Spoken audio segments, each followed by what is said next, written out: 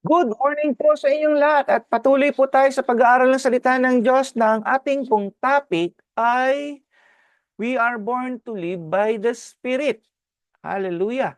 At patuloy po natin pinag-aaralan po na ano ba ang ginagawa ng Holy Spirit sa atin. Napag-aralan po natin ang Holy Spirit po nagbibigay sa atin ng access pag tayo po ay lumalapit sa Panginoon, sa ating Amang nasa langit, at binabago niyo tayo, He renewed us. Pangatlo, na tinetestify ng Holy Spirit na tayo po ay kanyang mga anak. At pang-apat, tinuturuan tayo at ginaguide tayo ng Holy Spirit. Panglima, binibigyan tayo ng wisdom at ng revelation ng Holy Spirit. Kaya pag tayo po ay nagbubulay-bulay, nagme-meditate ng salita niya, binibigyan niya tayo ng katuruan. Habang nag-aaral po tayo ng salita niya, binabasa natin to, di ba? Mayroong mga revelation tayo natatanggap mula sa Lord. Ang pang-anim po, tinutulungan niya tayo mabuhay na merong kabanalan. Help us to live a holy life. Yan po ang ginagawa ng Holy Spirit sa ating pong sarili, sa buhay po natin. At ang pangpito po, tinutulungan niya tayo sa ating panalangin. Minsan maaring pag tayo po yung nagpe-pray, hindi natin maintindihan kung paano tayo magpe-pray. Ano ba yung pagpe-pray natin? Kaya minsan paulit-ulit na lang po yung sinasabi natin kasi may masabi lang tayo na nasabi natin nag-pray po tayo. Pero pag nasa sa atin pong banal na espiritu, hindi po tayo mahirapan manalangin. Sapagkat sabi nga po dito sa Romans 8:26, the Holy Spirit also help us in our weaknesses, for we do not know what we should pray for as we ought, but the Spirit Himself make intercession for us with groaning which cannot be uttered. So makikita niyo po dito, for we do not know sometimes what to pray, di ba? Pero the Holy Spirit will make intercession for us. Kaya po minsan may groaning po tayo, minsan nilang umiiyak ka. I don't know, sa iba po naranasan po ninyo na pag kayo puspos ng Banal na Espiritu at nanalangin kayo, minsan umiiyak ka na lang, nag-groan ka na lang, pero walang lumalabas sa iyong mga bibig. Kasi nga po, ang Holy Spirit po yung nasa sa atin at nang-pray sa pamamagitan po natin. At minsan meron po lumalabas sa mga bibig natin na kung saan din naman natin kailangan i-memorize kung ano yung ating sasabihin, Holy Spirit po yon. At minsan naman din po yung tinatawag nating pagsasalita ng iba't ibang wika, yung speaking in tongues, Holy Spirit din po yan. So, yan po yung mga bagay na kung saan tinutulungan niyo tayo mag-pray. Kaya nga, imposible sa isang Kristiyanong puspos ng Banal na Espiritu ang hindi nananalangin. Dahil yan po ang buhay ng isang mga mananampalataya. Lifestyle po natin mga Kristiyano, ang mga mananampalataya po, ang manalangin. Kaya I'm sorry to say, yung hindi po talaga ginagana mag-pray, ay nako, kailangan po natin mapuspos ng Banal na Espiritu mga kasama. Ano pa po ang ginagawa ng Holy Spirit sa atin? Pangwalo, imparts resurrection life. Okay, yung dati po na pag-aralan natin, nire-remind niya tayo kung sino tayo kay Kristo, yung ating pong identity in Christ, that we are children of God. And this time, ini-impart niya yung resurrection life.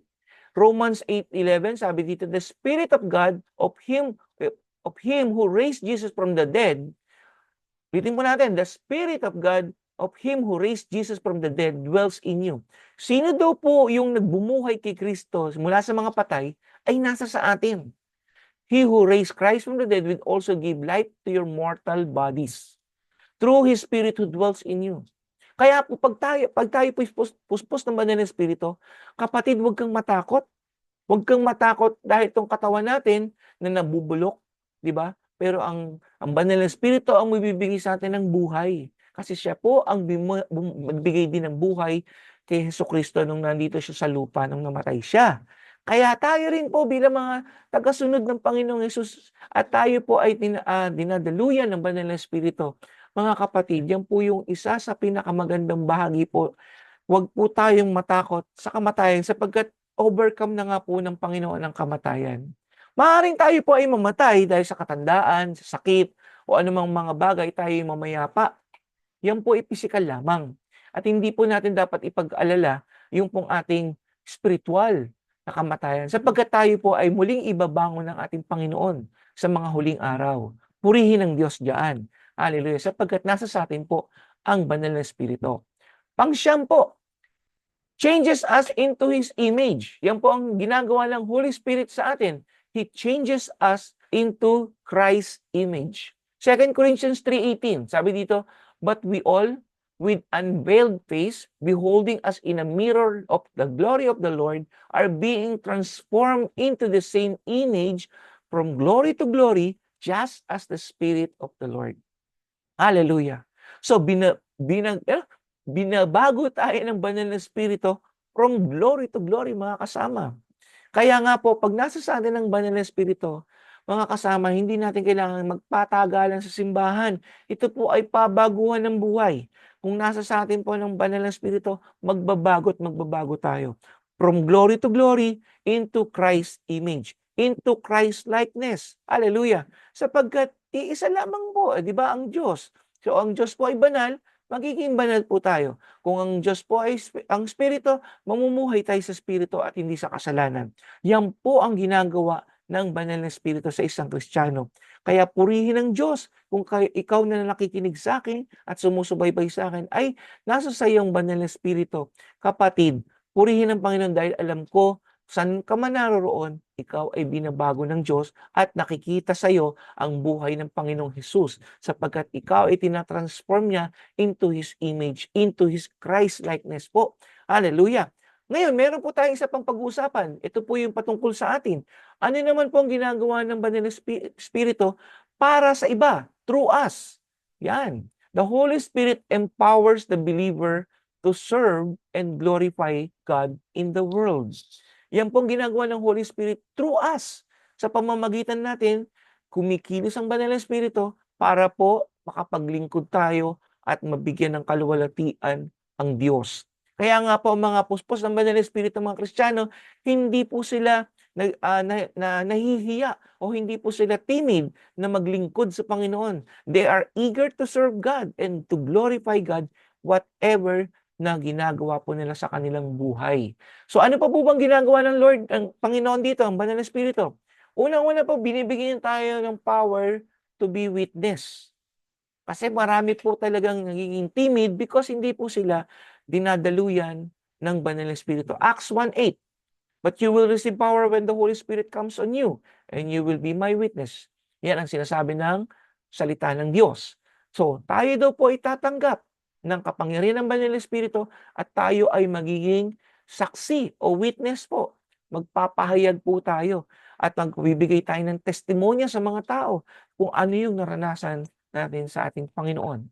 So, ang mga Kristiyanong puspos ng Banal na Espiritu, uulitin ko po, sila po ay nagpapahayag, sila po ay nagiging saksi o witness kung ano po ang naranasan nila sa ating Panginoon.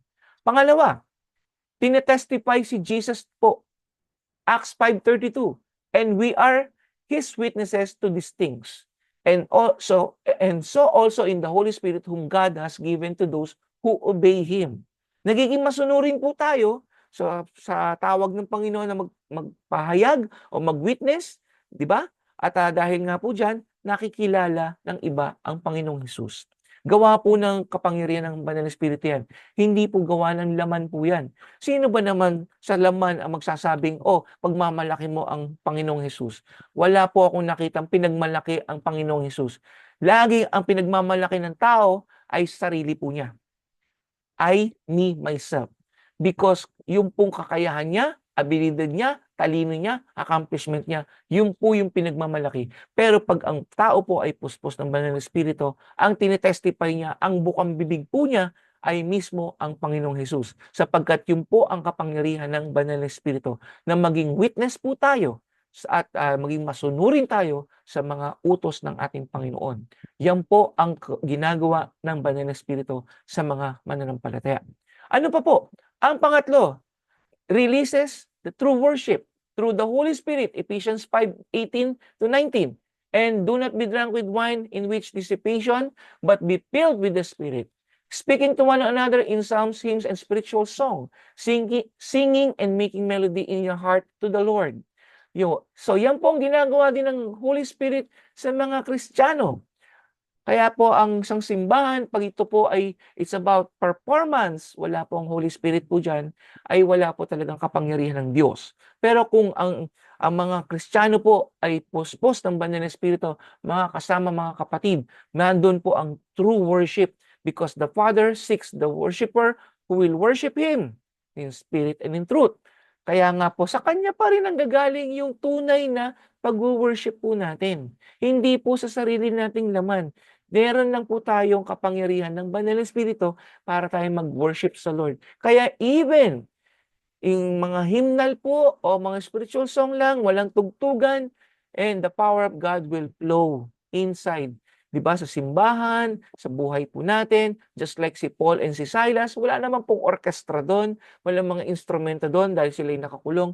Pero when they sing to the Lord, when they worship God because the power of the Holy Spirit is with them, ano nangyari? Nakalagan po sila, lumindol po, at ang mga pintuan ay nabuksan at sila po ay binigyan ng kalayaan. Purihin ang Panginoon, ganun po ang trabaho ng Holy Spirit.